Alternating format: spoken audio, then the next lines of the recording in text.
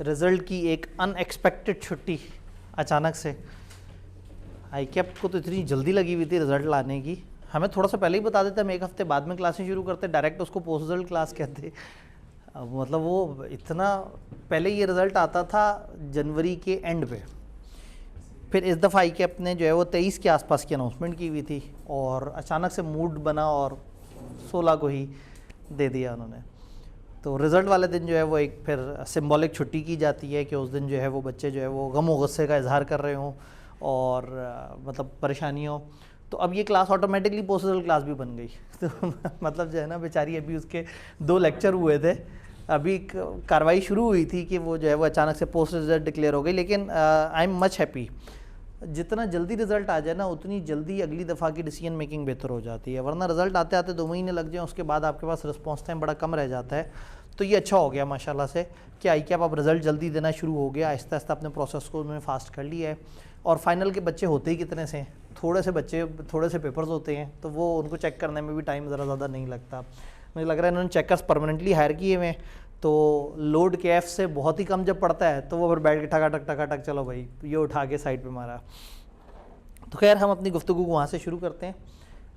अगर क्लास में कोई भाई रिज़ल्ट के बाद आए हैं तो उनको मैं बता दूं कि हम लोगों ने चैप्टर 11 से स्टार्ट किया है, एक ओरिएंटेशन जिसमें हमने सब्जेक्ट को समझा है, सब्जेक्ट के डायनेमिक्स समझा है, हमने इसको किस तरह से लेके चलना है, हमारी क्या अप्रोच होगी, हमारी किस सीक्वेंस में हम पढ़ रहे होंगे, और एसपीएम के प्रॉब्लम्स क्या हैं और उन प्रॉब्लम्स का सलूशन क्या है, उन सारी चीज़ों को डिस्कस किया था। और उसके बाद चैप्टर नंबर 11 में हम अब तक 2 लेक्चर्स कवर कर चुके हुए हैं। गुज़िश्ता कल जो है वो रिज़ल्ट के चक्कर में हमारी क्लास नहीं हुई, तो आज समझें कि चैप्टर 11 का तीसरा और मोस्ट प्रॉब्ली लास्ट लेक्चर है। क्योंकि फाइनल में हमारे पास टाइम कम होता है और डाटा ज़्यादा होता है और इसमें साथ साथ लोग इन्वॉल्व हो रहे हैं, तो इसमें 2 वे कम्युनिकेशन चलती रहती है। मैं डिफरेंट पॉइंट्स पे आता हूँ, मैं लोगों से फीडबैक लेता हूँ और फिर उन फीडबैक के ऊपर जो है वो हम डिस्कशन कर रहे होते हैं। तो शुरू करें। हम लोगों ने अपनी गुफ्तगू ख़त्म की थी इंटरनल एक्सटर्नल रिक्रूटमेंट और डिफरेंट अप्रोचेस पे, जिसमें हम एंड पे शमरॉक ऑर्गेनाइजेशन तक पहुँचे थे। काफ़ी लंबी चौड़ी डिस्कशन है ये। शुरू में इन्होंने कैफ वाली चीज़ें पेस्ट की हुई हैं, जिसको हमने बीच बीच में जब मौका मिले थोड़ा थोड़ा सा इसको कवर करने की कोशिश करनी है इंशाल्लाह ताला, या एक इसकी क्विक रिवीजन सी वीडियो बना के जो है वो आपके उसमें जो इसके ऊपर हमारी रिवीजन चीज़ें बनी हुई हैं वो बना के भी शेयर किया जा सकता है। बीच बीच में मौका मिला तो हम इसको कवर भी कर लेंगे, क्योंकि किताब तो ये देखिए शुरू होती है तो ख़त्म ही नहीं होती, सब कैफ चल रहा है, यहाँ से शुरू हुआ है CFF। और ये भी असल में भाई ने ना इस वक्त स्लाइडें हमने दोबारा बनवाई, तो भाई ने स्लाइडें ज़रा ज़्यादा जोश में, ज़रा ज़्यादा स्लाइडें बनी हुई है ना, तो इनको लग रहा है कि शायद हम ज़्यादा पढ़ रहे हैं, तो मैं उनको ज़रा मोटिवेट करने के लिए कह रहा था कि ऐसा कुछ चक्कर नहीं है, आपने घबराना नहीं है।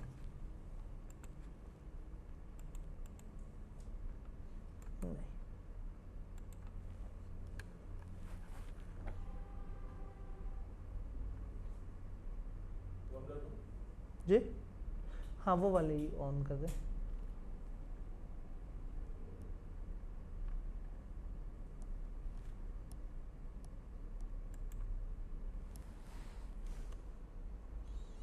जी, हमारी लास्ट डिस्कशन हुई थी कि अब चूँकि चेंज हो गए हैं, प्रेफरेंसेस चेंज हो गई हैं जॉब की, लोग अब पार्ट टाइम को ज़्यादा पसंद करना शुरू हो गए हैं, फुल टाइम जॉब नहीं करते, तो इदारे को भी अलग अलग तरह के लोग मिलते हैं, कुछ फुल टाइम वाले मिलते हैं, कुछ पार्ट टाइम वाले मिलते हैं। तो उनका एक कोर होना चाहिए जो कि फुल टाइम उनके साथ मौजूद हो, फिर कुछ इंटरनल ऐसे लोग हों जो ज़रूरत पड़ने पे इस्तेमाल हो सकते हो, और देन एक एक्सटर्नल लेयर ऑफ स्पेशलिस्ट हो जो ज़रूरत पड़ेगी तो आप उनसे रब्ता करेंगे, वो आएंगे, काम करेंगे और चले जाएंगे। हमने जितनी भी डिस्कशन इससे पिछले वीक की है या पिछले लेक्चर्स में की है, उसमें कोई सवाल, कोई कन्फ्यूजन जो आपको नहीं समझ आई, आपके पास हैंड आउट नहीं होगा, फ्रंट ऑफिस से मैं कह दूंगा, या आपने निकलते हुए फ्रंट ऑफिस से कह देना है कि जी मुझे हैंड आउट चाहिए, तो जो चैप्टर 11 है वो उसका आपको हैंड आउट मिल जाएगा। और अगर कल तक किताब ना आई, जो कि अभी आज सुबह तक तो नहीं आई हुई थी, तो आप लोगों को अगले चैप्टर की भी हैंड आउट्स मिल जाएंगे इसी तरह से, क्योंकि कॉलेज की तरफ से आपको किताब मिल जानी है जैसे ही किताब आए। तो जब तक किताब नहीं आ रही तब तक ये एक्स्ट्रा ख़र्चा जो कि हमारे ऊपर काफ़ी भारी है, क्योंकि हमने किताब देनी है, तो वो बस पब्लिशर भाई की तरफ से थोड़ी सी डिले है। कोई कन्फ्यूजन? कोई परेशानी, कोई सवाल? आपके लिए तो नया है सब कुछ। चलें जी, कहानी को आगे बढ़ाते हैं। हम कहते हैं कि एप्लीकेशन फॉर्म्स वगैरह कई दफ़ा इस्तेमाल होते हैं जिसमें लोग अप्लाई करते हैं जॉब के लिए और एक स्पेसिफिक एक एप्लीकेशन सी दे रहे होते हैं, ख़ास फॉर्मेट पे वो कंपनी से कहते हैं कि जी हम आपके पास आना चाह रहे हैं। ये सीवी में और एप्लीकेशन फॉर्म में क्या फ़र्क होगा?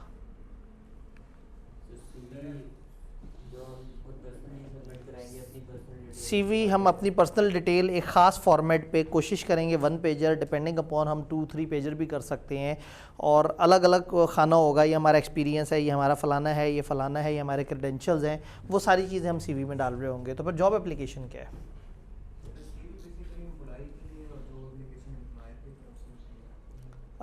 नहीं, इस वक्त जॉब एप्लीकेशन हम उसका जिक्र कर रहे हैं जिसमें एक बंदा किसी जॉब के लिए अप्लाई करता है। अप्लाई करने का एक तरीका तो ये है कि आपने सीवी ड्रॉप कर दी, एक ये है कि आपने एक एप्लीकेशन लिखी। पुराने ज़माने में कागज़ पे लिखी जाती थी एप्लीकेशन, आज के ज़माने में ईमेल, जिसमें कहते हैं जी इस ईमेल के साथ मेरा रेज्यूमे अटैच है। तो ये एप्लीकेशन का अलग से पर्पस क्या होगा? ये कवर लेटर के तौर पे काम आ सकती है, ये कॉल टू अटेंशन के लिए इस्तेमाल हो सकती है, अपने आप को सेल कर सकता है ज़रा ज़्यादा बेहतर। सीवी जो है वो एक स्टैंडर्ड पैटर्न पे चल रही है ना, सीवी में वो वाली बातें नहीं हैं जिससे आप दूसरों को मोटिवेट करें। आपकी जॉब एप्लीकेशन में आप अपने आप को कस्टमाइज़ कर सकते हैं और कस्टमाइज़ होकर स्पेसिफिक वर्ड्स में उन्हें कह सकते हैं कि जी मैं बड़ा अच्छा आदमी हूँ, मैं आपके इदारे के बहुत ज़्यादा काम आ सकता हूँ, तो मुझे आप अगर मौका दें तो मैं आग लगा दूँगा। ये वाली बात सीवी पर कहीं नहीं लिखी होती। तो बेसिकली आप अपनी सीवी को इस तरह के जॉब एप्लीकेशन लेटर के साथ वो करते हैं, कनेक्ट करते हैं, जिससे आप अपनी बात ज़्यादा कस्टमाइज वे में एम्प्लॉयर तक पहुंचा सकते हैं। तो हम एप्लीकेशन फॉर्म्स जो है वो एप्लीकेंट्स यूज़ करते हैं अप्लाई करने के लिए, कुछ इन्फॉर्मेशन देते हैं अपने बारे में, पेपर फॉर्म या इलेक्ट्रॉनिक फॉर्म में भी हो सकती है। और एप्लीकेशन फॉर्म को जो है वो यूज़ किया जा सकता है। अगर कोई एप्लीकेशन फॉर्म फिजिकली पड़ा हुआ है तो उससे अंदाज़ा हो सकता है कि कौन कौन लोग किस तरह से इंटरेस्टेड हैं, और उसकी बेस के ऊपर भी जो है वो ये काम हो सकता है कि फ़िल्टर कर लिया जाए कि किस बंदे को रखें, किस बंदे को ना रखें। देन हम ये कह रहे हैं कि एम्प्लॉयर भी एप्लीकेंट्स को कह सकता है कि आप एक लेटर ऑफ एप्लीकेशन दें जो कि अपने वर्ड्स में हो, और उससे थोड़ा सा पता लग जाएगा। यानी कि ये एम्प्लॉई की तरफ से भी हो सकता है और एम्प्लॉयर की फरमाइश भी हो सकती है कि एम्प्लॉयर कहे, एक बंदा कहे जी मैं आपकी जॉब करना चाहता हूँ, उसने कहा अच्छा ज़रा चलो मुझे एक छोटा सा एक लेटर दे दो और उसमें बात लिख दो, मैं आगे फॉरवर्ड कर देता हूँ। तो उससे ये पता लग जाएगा कि वो भाई साहब अपने आप को एक्सप्रेस कैसा करते हैं। अगर एक बंदा सामने बैठा हुआ और आपने उसी को कहा कि ज़रा अभी इस वक्त मुझे जॉब एप्लीकेशन लिख के दो, तो पता लग जाएगा सीवी तो उसने किसी यार दोस्त से बनवाई होगी। जब सामने बैठ के अपने बारे में कुछ लिख रहा होगा तो आपको ज़रा ज़्यादा बेहतर अंदाज़ा हो जाएगा कि ये बंदा कितना क्विक लर्नर है, ये बंदा की अलग अलग सिचुएशन में क्विकली कैसे रिस्पॉन्ड करता है। तो ये एक छोटी सी डिस्कशन एप्लीकेशन फॉर्म पर। हम रिक्रूटमेंट की डिस्कशन करते करते करते बहुत सारी बातों को इंटरनल एक्सटर्नल फलाना करते करते अब हम सिलेक्शन के करीब पहुंच गए हैं। अब बात होने लगी है कि एक बंदे की सीवी पहुंच गई है, अब इस बंदे को हम इंटरव्यू के लिए बुलाएंगे, इसको टेस्ट के लिए बुलाएंगे। तो अब आज की हमारी सारी डिस्कशन ना सिलेक्शन के प्रोसेस के ऊपर। अभी तक हम रिक्रूटमेंट खेल रहे थे, अब सिलेक्शन से रिलेटेड चीज़ें हमारी शुरू हो जाएंगी। इंटरव्यूज़ से रिलेटेड जो है, इंटरव्यूज़ किस किस किस्म के हो सकते हैं?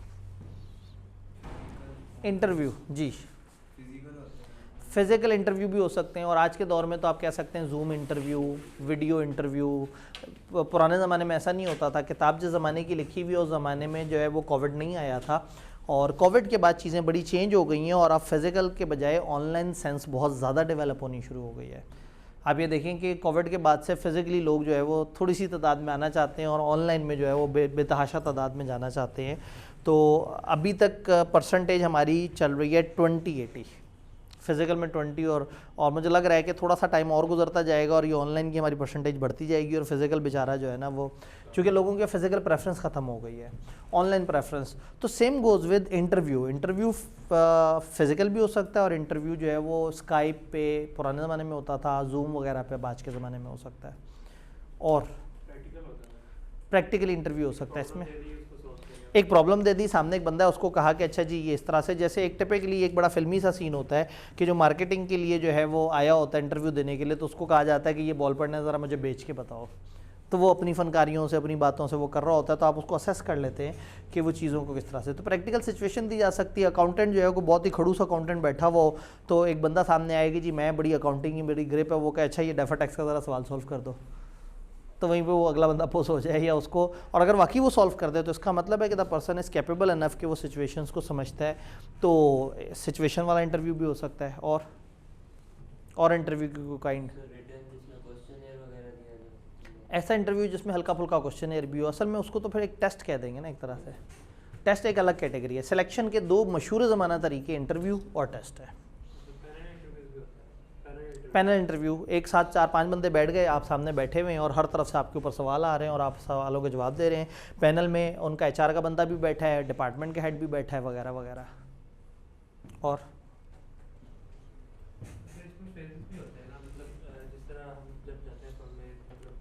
फेज सीक्वेंशियल इंटरव्यूज़ भी हो सकते हैं कि पहले आपने दिया असिस्टेंट मैनेजर को इंटरव्यू, फिर आपने दिया सीनियर मैनेजर को इंटरव्यू, फिर आपने दिया पार्टनर को इंटरव्यू। तो दिस कैन हैपन कि नीचे से एक बंदा अलग अलग इंटरव्यूज देके, टॉप वाले बंदे के पास कम टाइम है, वो 100 लोगों से इंटरव्यू नहीं कर सकता, तो नीचे वाले ने 100 से इंटरव्यू किया, उसने 50 को ऊपर भेजा, ऊपर वाले ने 50 से इंटरव्यू किया और 15 को ऊपर भेजा। अब एग्जेक्टिव सिर्फ 15 से इंटरव्यू करे। सीक्वेंशियल टाइप की भी हो सकते हैं। और इस क्लास में तो हमने सोचना है, इस क्लास का आउटकम जो है पेपर पास होना तो स्मॉलेस्ट आउटकम है। बड़ा आउटकम ये है कि हमने सोच के एक्सप्रेस करने की कैपेबिलिटी डेवलप करनी है।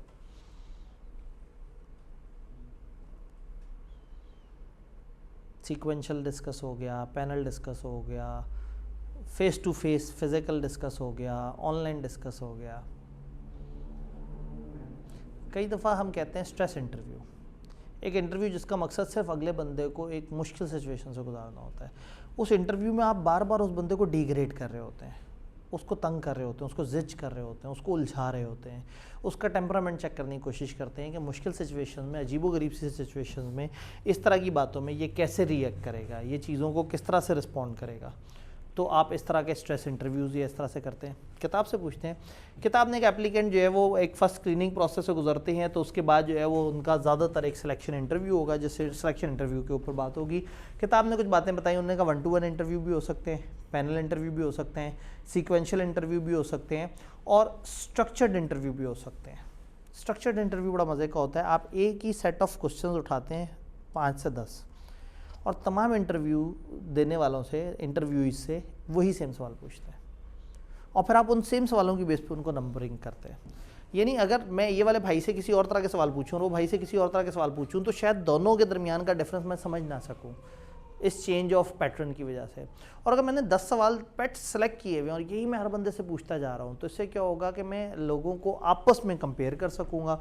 मैं कहूँगा यार 10 में से फ़लाना बंदे ने 8 सवाल अच्छे दिए, फ़लाना ने 2 सवाल इस तरह की किए, फ़लाना ने ये 5 सवाल अच्छे किए, लेकिन छठा ऐसा बताया कि किसी और ने नहीं बताया।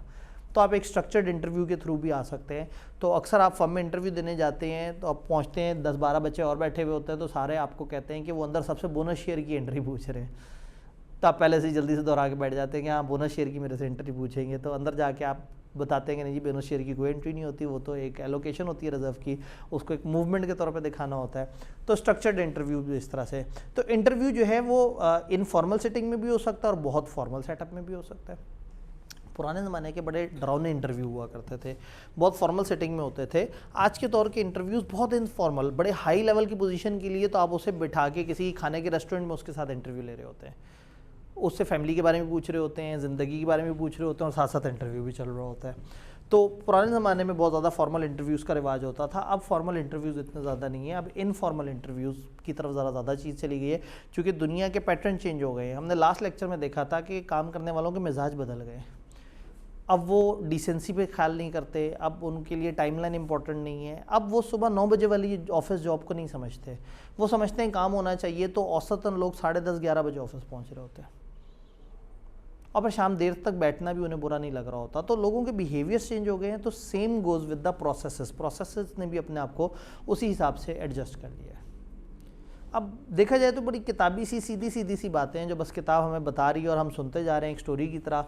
मेरी मजबूरी ये है कि मैंने सारा बताना है, आपकी मजबूरी है कि आपने एक दफ़ा सुनना है, ताकि आपको ये हो कि चैप्टर 11 की हमें अच्छी तरह से समझ आ गई है। चैप्टर 11 का जो पीछे BMBS वाला पोर्शन है, मैंने आपको बताया जो उन्होंने कॉपी पेस्ट किया हुआ है, उसमें से हमने एक थ्योरी XY को डिस्कस किया था, हम बीच बीच में भी डिस्कस करते रहेंगे।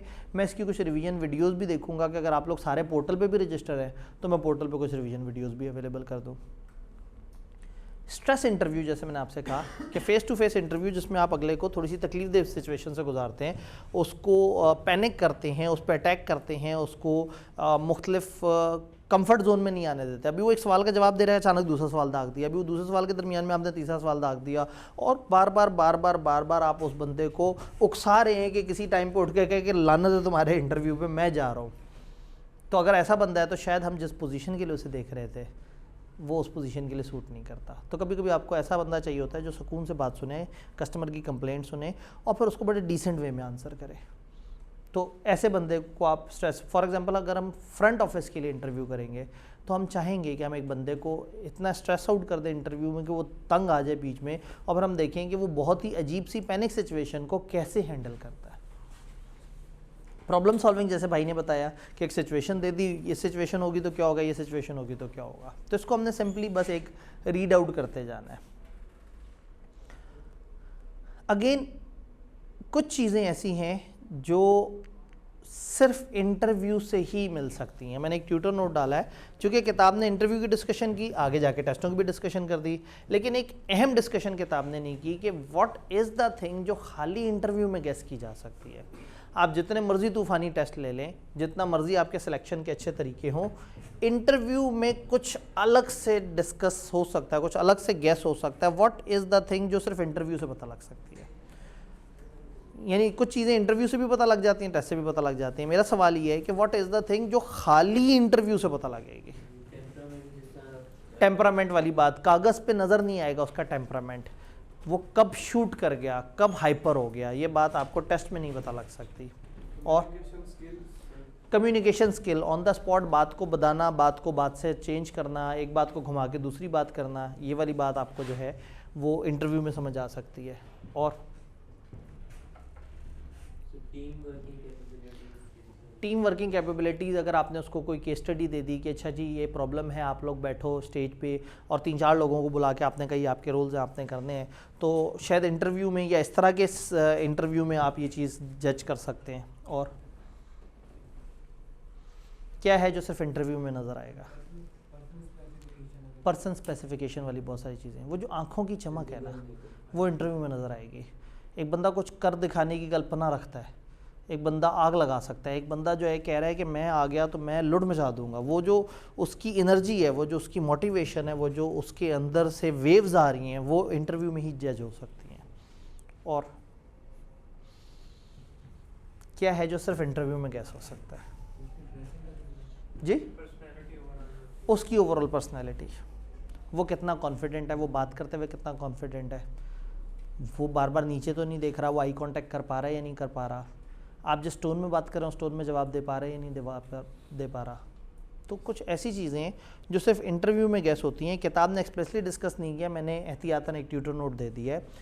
एक बंदे की कन्वर्सेशन करने की एबिलिटी, एक बंदे का नेचुरल एंथुसियाज्म जो उसके अंदर है, फिर अंडर प्रेशर वो कैसे काम करता है, कमेंट्स में या चीज़ें इस तरह से उसमें क्या वो है, फिर सीवी में कोई मिसिंग एलिमेंट है, आप उससे मज़ीद कुछ पूछना चाह रहे हैं। तो टेस्ट और सीवीज़ और ये सारे तरीके कभी भी पूरी इन्फॉर्मेशन नहीं देते। बंदा जब सामने बैठा होगा तो गेम ही डिफरेंट है, आप सब कुछ कर सकते हैं। डन। टेस्ट कितनी तरह के आपके जहन में आते हैं? क्या क्या तरह के टेस्ट हो सकते हैं एक बंदे को जज करने के? IQ test, related to subject भी हो सकते हैं, जिस चीज़ की आप जॉब दे रहे हैं आप उससे रिलेटेड उससे टेस्ट पूछ सकते हैं। जैसे ऑडिट फर्म जो है वो आपसे कहती हैं कि जी अच्छा ये सवाल सॉल्व कर दो, अच्छा एक ऐसे लिख दो, फलाना काम कर दो। और एनालिटिकल एबिलिटी वाले कि अच्छा ये वाली शेप अगर गोल घूमते घूमते आ रही है तो अब इसकी अगली शेप क्या होगी, अगर एक नंबर 2 है, एक 5 है, एक 11 है, एक 25 है तो इससे अगला नंबर क्या होना चाहिए। यानी वो देखना चाहते हैं कि आप अपना एनालिसिस यूज़ कर पाते हैं, आप चीज़ों को देख पाते हैं या नहीं। और सब्जेक्टिव टेस्ट भी हो सकते हैं, ऑब्जेक्टिव टेस्ट भी हो सकते हैं, to the point MCQs type के भी हो सकते हैं, शॉर्ट क्वेश्चंस भी हो सकते हैं। और ये है कि भाई बैठो लिखो ऐसे कि मैं क्यों सीए करना चाहता हूँ, अब आप बैठे हुए लिख रहे हैं मैं क्यों सीए करना चाहता हूँ। और जनरल नॉलेज के भी हो सकते हैं, सिंपल इंग्लिश के भी हो सकते हैं।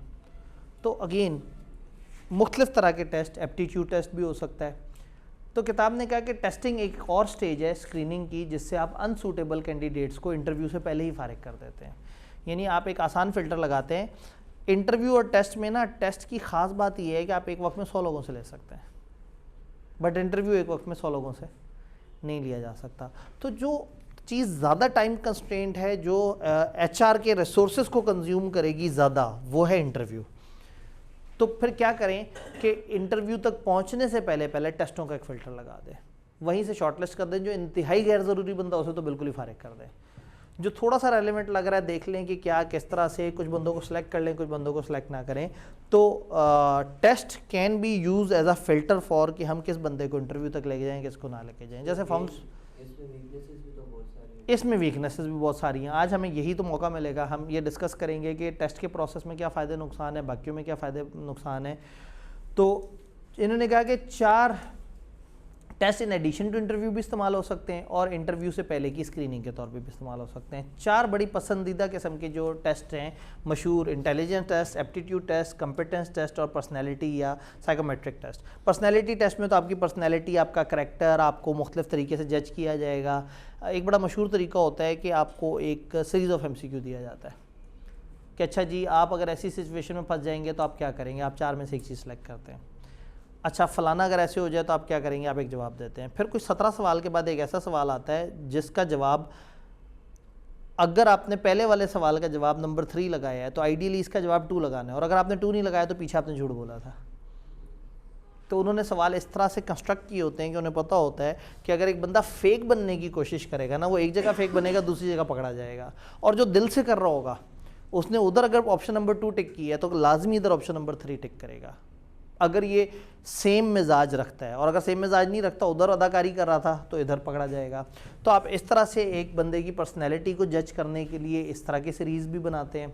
कंपिटेंस में आप एक ख़ास एरिया की कंपिटेंस की, इसकी इंग्लिश चेक कर ली, उसको डेफर टेक्स्ट करना आता है या नहीं आता, उसको टेक्स्ट के ऊपर मामला अच्छा बेहतर है या नहीं, आपने उस पर देख लिया। एप्टीट्यूड टेस्ट में आप जो है वो एक बंदे की ख़ास एबिलिटीज़ देख लेते हैं, एक बंदा एक ख़ास तरीके से रिएक्ट कर सकता है नहीं कर सकता। तो aptitude test basically soft skills का टेस्ट होता है कि एक बंदा जो है वो प्रेजेंट कितना अच्छा कर सकता है, एक बंदा जो है वो एनालिसिस कितना अच्छा कर सकता है, एक बंदा अपनी मैथ को कितना इस्तेमाल कर सकता है, इवन एक बंदा जो है वो कितनी अच्छी क्रिएटिविटी दिखा सकता है, कितना अच्छा बेच सकता है वो। तो इंटरव्यू के दरमियान भी आप कहते हैं कि अच्छा ये पेंसिल बेच के दिखाओ। इंटेलिजेंस टेस्ट अगेन मशहूर ज़माना, IQ टेस्ट, जनरल नॉलेज भी इसमें आ जाती है और IQ ओवरऑल भी आ जाता है, जिसमें कुछ पेट पैटर्न के सवाल होते हैं, जिससे एक पेट तरीके से ही आप लोगों का IQ टेस्ट कर रहे होते हैं। तो ये कुछ मशहूर तरीके के टेस्ट हैं। ट्यूटर नोट, अच्छे टेस्ट सिस्टम की क्वालिटीज़ क्या है, क्या है अच्छा टेस्ट सिस्टम क्या हो, मतलब आपने 100 लोगों से टेस्ट लेना है, टेस्ट में क्या ख़ास बात होनी चाहिए?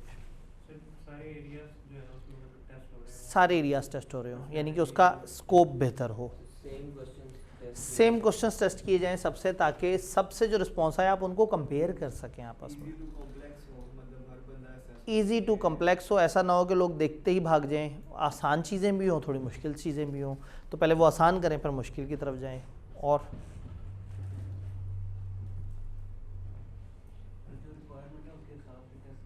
जो रिक्वायरमेंट है उसके हिसाब से टेस्ट बना हुआ। और टेस्ट बेसिकली वो वाली स्किल चेक कर रहा हो जिस स्किल के लिए आप इंटरव्यू कर रहे हैं, या जिस स्किल के लिए आप बंदों को, यानी कि टेस्ट जो है वो ऐसा होना चाहिए जो आपको सही जवाब दे, टेस्ट ऐसा हो जो आपको कंपैरिजन। तो 2 ख़ास बातें टेस्ट में जो ज़रूरी हैं, एक ये कि टेस्ट लोगों को आपस में कंपेयर करवा सके, और नंबर 2 टेस्ट आपको सही कैंडिडेट सेलेक्ट करने में मदद दे।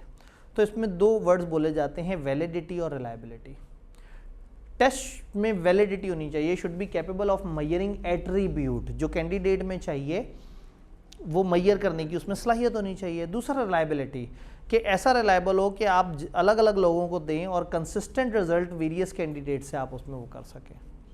तो 2 मशहूर चीज़ें कि एक टेस्ट ऑब्जेक्टिव होना चाहिए, ऑब्जेक्टिव वो वाला ऑब्जेक्टिव नहीं, पर्पस फुलफिल होना चाहिए, और दूसरा अलग अलग लोगों को कंपेयर करने की ऑप्शन होनी चाहिए टेस्ट के अंदर। डन। ग्रुप सिलेक्शन मेथड, ये क्या होता है? कोई भी सिनेरियो दे दिया जाता है और उसमें जज किया जाता है कि ग्रुप वाइज ये वर्क कर नहीं सकता है बंदा, इसमें कैपेबिलिटी है। सिनेरियो दे दिया जाता है और 4-5 इंटरव्यूज़ हैं, आपने उन सबको एक ग्रुप बना दिया और कहा जी अब आप लोग एक ग्रुप हैं और आपने एज अ ग्रुप हमें ये चीज़ परफॉर्म करके देनी है। कुछ उनको वो दे दिया, असाइनमेंट दे दिया, आप बॉस हो, आप एम्प्लॉई हो, ये सिचुएशन है, आपने पहुंचना है, आपने रिस्पॉन्ड करना है और बैठ के देख रहे हैं कि वो किस तरह से रिस्पॉन्ड कर रहे हैं। तो इसमें क्या ख़ास बात है, मतलब इसमें ऐसा क्या है कि ये एक मज़ेदार सा तरीका है? एज अ टीम वो बंदा कैसे बिहेव करेगा समझ आता है, क्योंकि इंटरव्यू में ये तो समझ आ जाता है बंदा अच्छा है, लेकिन अगर उसको थके हुए बंदे मिले तो कैसा काम करेगा। अब आप उस सिचुएशन में देख रहे होते हैं कि अगर उसका टीम वर्कर कमज़ोर है तो वो कहाँ उसे हैंडल कर रहा है, कहाँ वो चीज़ों को साथ साथ लेके चल रहा है। तो ग्रुप सिलेक्शन मेथड से आप बहुत सारी चीज़ें जज कर सकते हैं, एक बंदे की टीम वर्किंग कैपेबिलिटी, एक बंदे की टीम के अंदर communication, outside the team communication. और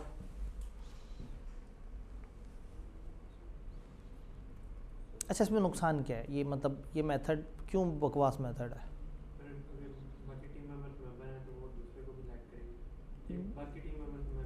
बाकी टीम मेंबर्स अगर अच्छे नहीं हैं तो इस बंदे की परफॉर्मेंस भी ख़राब नज़र आएगी। आप एक पूरे ग्रुप को मौका दे रहे हैं परफॉर्म करने का, जिसके 3 ख़राब मेंबर्स की वजह से एक अच्छा बंदा भी नज़रों में नहीं आ सकेगा, क्योंकि उसके टीम मेंबर्स उस ग्रुप एक्ट में परफॉर्म नहीं कर सके। ग्रुप एक्ट का वो रोल ही ऐसा डिफाइन किया गया जिससे वो चीज़ ही नहीं मिली। वो बेचारा आपने बनाई, उसे एम्प्लॉय दिया, उसको रोल एम्प्लॉय का मिला, सीट मैनेजर की थी, मैनेजर के रोल पे थका हुआ बंदा बैठा था, वो फजूल बात कर रहा था, ये अच्छी बात करता भी था, तो ये चूंकि एम्प्लॉय के रोल में था ये नेगलेक्ट हो गया। तो ग्रुप सिलेक्शन मेथड जो है ना वो एक बड़ा अजीबोगरीब सा है, एक अल्टरनेट मेथड है जिसमें हम इंस्टेड ऑफ या in addition to individual interviews तो आपने किए हुए हैं, कभी कभी आप इंडिविजुअल इंटरव्यू की जगह ग्रुप सिलेक्शन करते हैं, लेकिन ज़्यादा अच्छी बात यह है कि आपने इंडिविजुअली लोगों को सिलेक्ट कर लिया हुआ है, अब आप उनको ग्रुप एनवायरनमेंट में भी जाके देख रहे हैं। तो एडिशन टू अच्छा है, लेकिन अगेन HR के रिसोर्सेज कंज्यूम करेगा। होता क्या है, a number of people from the organization observe a number of applicants for a job as they go through a series of specially designed activities. Activities में role play हो सकते हैं, कुछ और इस तरह की चीज़ें हो सकती हैं। Candidates are observed and compared with each other, ध्यान से आप उन्हें ऑब्जर्व करते हैं, एक दूसरे से कंपेयर करते हैं। Best applicant can offer display their abilities and potential in work related scenarios. तो जो अच्छे एप्लीकेंट्स हैं वो ज़्यादातर अपनी एबिलिटीज़ यहाँ पे दिखा पाएंगे अच्छे तरीके से। जी बताइए, ये यूज़फुल कहाँ पे होगा? आपने बंदे इंडिविजुअली सिलेक्ट कर लिए, अब आप देखना चाह रहे हैं फॉर एग्जांपल 5 बंदे हैं वो अच्छी तरह से फुलफ़िल हो गए, मैं ये कहता हूँ कि जी मुझे फ्रंट ऑफिस के लिए 5 बंदे चाहिए, उन 5 में से मुझे 1 चाहिए उनका मैनेजर और 4 चाहिए नीचे वाले बंदे, और हमने ऐड दे दिया हमें फ्रंट ऑफिसर चाहिए और हमारे पास लोग आए। अब हम लोगों ने 4-5 लोगों को शॉर्टलिस्ट किया, अब समझ आ गया कि ये लोग फ्रंट ऑफिसर बन सकते हैं, इनमें से मैनेजर कौन बनेगा? तालीम भी बराबर है इनकी, तजर्बा भी बराबर है, तो शायद मैं इस तरह की एक ग्रुप उससे गुजारूंगा इन्हें, जिसमें मैं 2-3 दफ़ा अलग अलग एक्टिविटी, एक दफ़ा एक को बॉस बना दिया, दूसरे को सबऑर्डिनेट बना दिया, एक सिचुएशन दे दी क्लासेस में, ये पैनिक हो गया, फलाना हो गया, बच्चे जो है बाहर पत्थर लेके खड़े हुए हैं और वो शीशे तोड़ने को तैयार हैं, और वो मतलब इस तरह की मुख्तलिफ तरह की सिचुएशन से इनको गुजार के ये समझ आ जाएगा कि इनमें से कौन सा ऐसा है जो बाकियों से ज़्यादा मैच्योर है डिसीजन मेकिंग में। तो सम टाइम आफ्टर सिलेक्शन आप कोई रोल डिफाइन कर रहे हैं और आपके पास एक से ज़्यादा पोजीशंस हैं, तो ये ग्रुप सिलेक्शन से आप वो पोजीशंस बेहतर सिलेक्ट कर सकते हैं। डन। अब हर मेथड के अपने फ़ायदे नुकसान क्या हैं। एप्लीकेशन फॉर्म के फ़ायदे क्या हैं और नुकसान क्या है?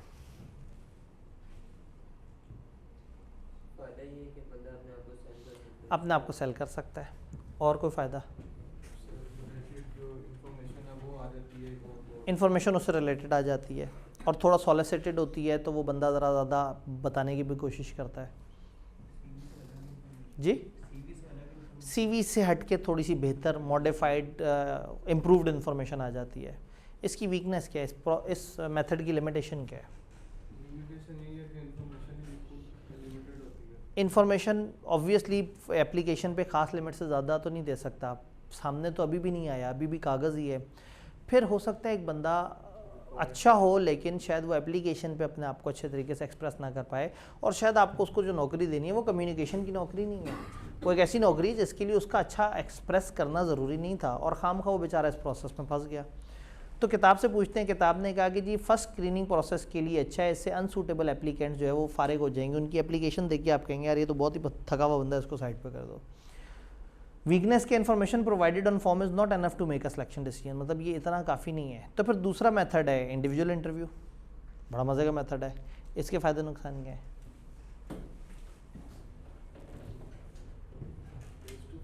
SPM आप लोगों ने खुद ही पढ़ाना है सारा, मैंने सिर्फ एक टारगेट देना है, आप लोगों ने खुद ही से डिबेट करनी है, मैंने बस पैसे ले लेने हैं, ठीक है, कॉलेज से। जी क्या फ़ायदा है? बेटर अंडरस्टैंडिंग, इंडिविजुअल इंटरव्यू से बेटर अंडरस्टैंडिंग मिलती है, 1 to 1 एक बंदे को समझने का मौका मिलता है, आप उससे बहुत सारी चीज़ें पूछ सकते हैं, और कम्युनिकेशन स्किल्स टेस्ट हो जाती हैं, स्ट्रेस लेवल टेस्ट हो सकता है, आई कांटेक्ट टेस्ट हो सकता है, कॉन्फिडेंस लेवल देखा जा सकता है। लिमिटेशन क्या है इंडिविजुअल इंटरव्यू के? बाइस्ड हो सकता है, स्टीरियोटाइपिंग हो सकती है। वो आपने पूछा हाँ भाई अपना नाम बताओ, उसने कहा जी मेरा नाम है फजल हमीद वड़ाइच, आपने कहा क्या वड़ाइच?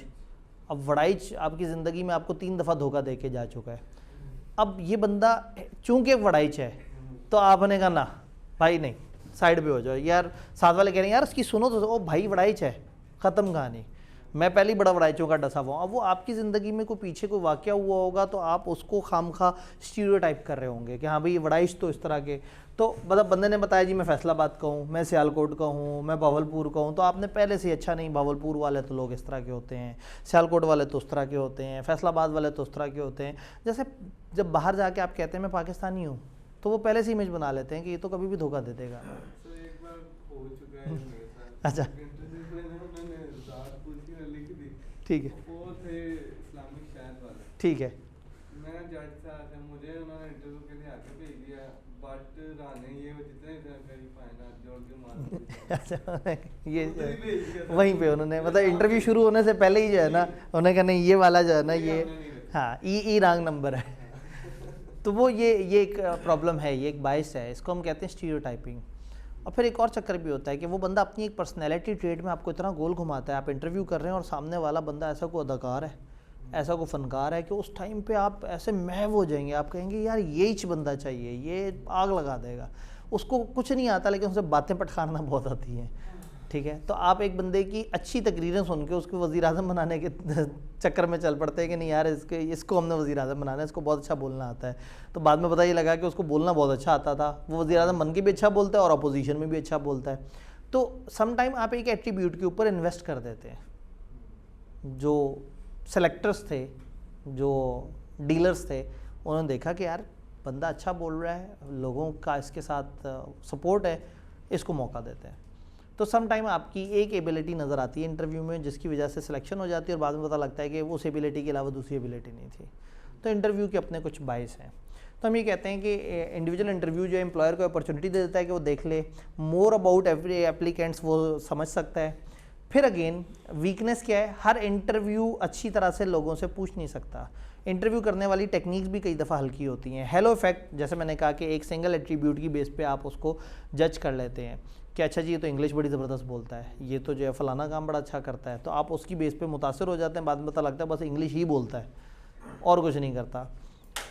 इंटरव्यूअर बायस्ड हो सकता है, रॉन्ग डिसीजन आपसे हो सकता है, स्टीरियोटाइपिंग कर सकते हैं बेसिस ऑफ उसका ड्रेस, हेयर स्टाइल, एक्सेंट वगैरह, या इस तरह से करके कि एक स्टूडेंट होता था हमारे कॉलेज का, बड़ा अच्छा स्टूडेंट था और उसने मेरिट सर्टिफिकेट लिया एक सब्जेक्ट में। इंटरव्यू देने गया तो उसने नमाज वाली टोपी पहनी हुई थी, तो वो को इतना माइंड किया फर्म वालों ने कि उन्होंने उसे वापस भेज दिया, कि उन्होंने कहा कि ये तो मजहबी इंतहा पसंद आ गया कहीं। अब वो क्या होता है कि कई दफ़ा आप किसी एक आध चीज़ पे ना खाम खा बहुत ज़्यादा जज्बाती होकर उसको एक ख़ास ग्रुप से एसोसिएट करके कह देते हैं कि ये तो आएगा तो कुछ अरसे बाद ये तो फट जाएगा, ये तो धमाका कर देगा यहाँ पे। तो वो उनको लगा कि नहीं ये फनेटिक है, ये रिलीजियसली फनेटिक है, बड़ा अच्छा लड़का सारा कुछ, जस्ट बिकॉज कि उसका आउटलुक ऐसा था तो उनको लगा कि नहीं the person is not suitable for us. तो इंटरव्यू के इस तरह के मसलो मसाइल भी हैं कि आप कुछ लोगों के बारे में थोड़ी सी गलत ओपिनियन भी शेप कर जाते हैं। टेस्ट के फ़ायदे नुकसान क्या है? टेस्ट के फ़ायदे हमें अगर इतने सारे लोगों से अलग अलग जवाब मिल जाए तो क्या ही बात है। टेस्ट के फ़ायदे क्या है? शॉर्ट लिस्टिंग नहीं, मतलब आपने कहा सेम क्वेश्चन से सेम क्वेश्चन से हम अलग अलग लोगों को जज कर सकते हैं जी। टेस्ट का फ़ायदा यही बात आता है, कंपेरेबल है। बस यही वाला फ़ायदा, और कोई फ़ायदा नहीं है टेस्टों का। हम भी आगे भी होंगे, सोच रहा हूँ। ठीक है जी, सोच रहे हैं, हम आगे चलते हैं। इनिशियल इन्फॉर्मेशन मिल जाती है, एडिशनल इन्फॉर्मेशन मिल जाती है, फिल्ट्रेशन आसान हो जाती है, टाइम बच जाता है। ये इंटरव्यू में आया था पॉइंट कि हम एक एट्रीब्यूट के बेस पे पार्टिसिपेट, तो इसमें टेस्ट में एक एट्रीब्यूट ज़्यादा टेस्ट हो जाता है। टेस्ट में एट्रीब्यूट ज़्यादा टेस्ट कर सकते हैं, इंटरव्यू में टाइम बड़ा कम है ना। आप ये कह सकते हैं कि इंटरव्यू एक लिमिटेड टाइम है, 15 मिनट है आपकी टीम के पास, उन्होंने जज करना है, जबकि टेस्ट में 1 घंटा है और आप 2000 लोगों को एक ही घंटे में जज कर लें, आपके पास उनके रिजल्ट्स आ जाएंगे। यानी आप ज़्यादा ह्यूज ऑडियंस को टेस्ट कर सकते हैं, टारगेट कर सकते हैं टेस्टिंग के थ्रू, अपने एचआर के ज़्यादा रिसोर्सेज कंज्यूम किए बगैर। जब टेस्ट है तो टेस्ट में आप हर तरह के सवाल बना सकते हैं, जिससे आप ये देख सकते हैं कि वो एक पेचीदा सिचुएशन को कैसे सॉल्व करता है। आप ये देखते हैं कि आप उसे कहते हैं अच्छा चलो मुझे कैसे लिख के दिखा दो, तो पता लग जाएगा उसकी इंग्लिश राइटिंग कैसी है।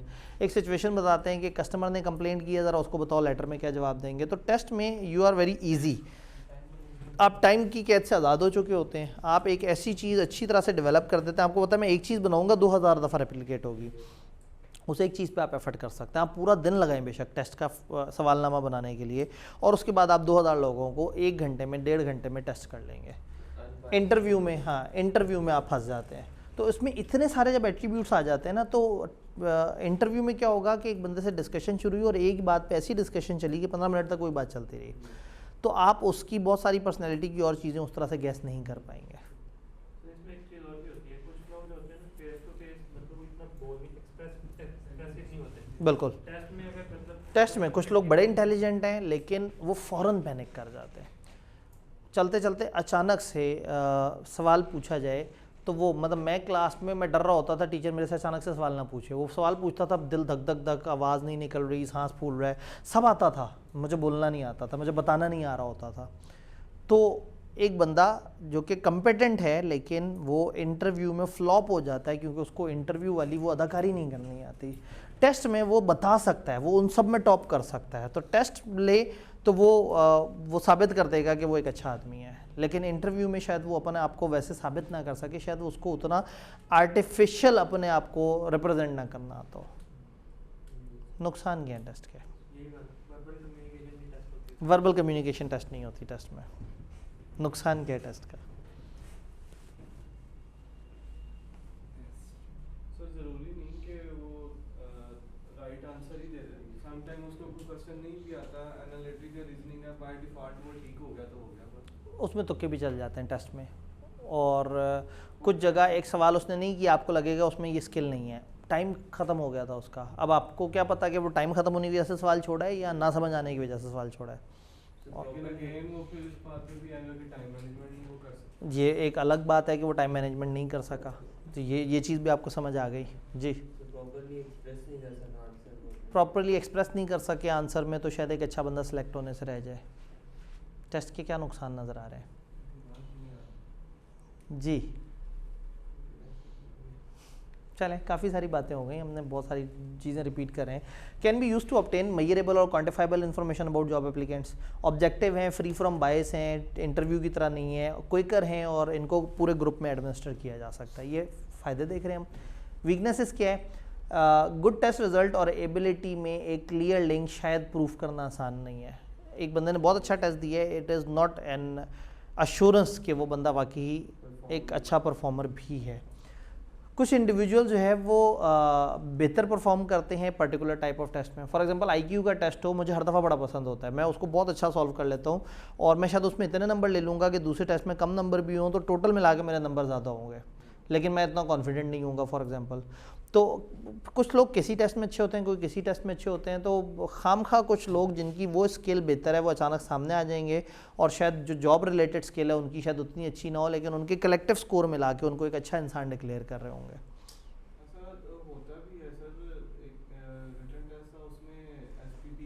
ठीक है, इंटरनेशनल बैंक का, ठीक है, अब वो जो तो था एनालिटिकल रीजनिंग और एनालिसिस तो मैंने बड़ा अच्छा क्लिक किया ठीक है। और जहाँ पे एसपीपी रेगुलेशंस की बात आई वो मुझे आती नहीं थी, ऑडिट एंड रिस्क की जॉब थी, ठीक है। इंटरव्यू की कॉल आ गई।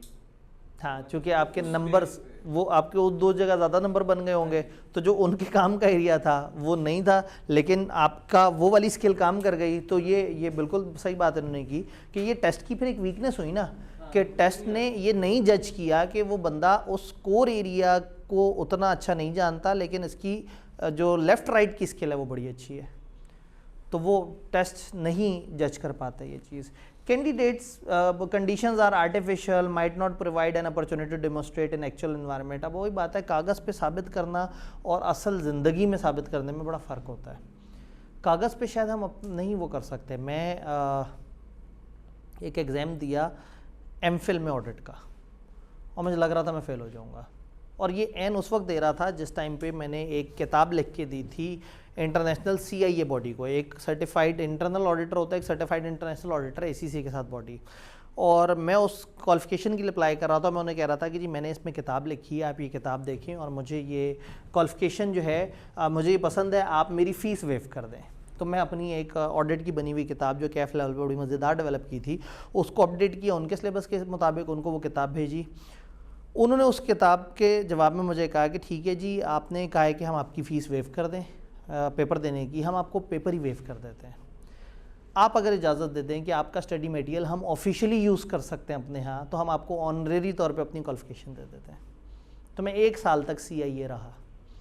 फिर ज़ालिमों ने उसके बाद वो मांगने शुरू कर दिए, वो जो एनुअल उसकी वो होती है मेंबरशिप के पैसे। अब वो मतलब मैं तो मुफ्ते के चक्कर में था कि भाई मेरी फ़ीस ना लगे, मैं वो टेस्ट दूँ।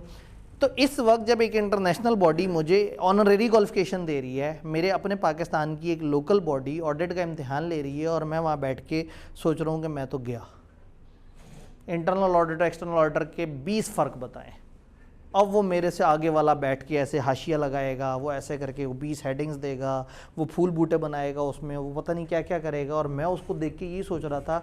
और मैं 1.5 घंटे बाद मैं आवाज़ार बैठा था, मैं सोच रहा था, मेरा दिल कर रहा था कोई आए मेरे से पूछे, मैं उसे फटाफट बता दूँ ऑडिट क्या होता है।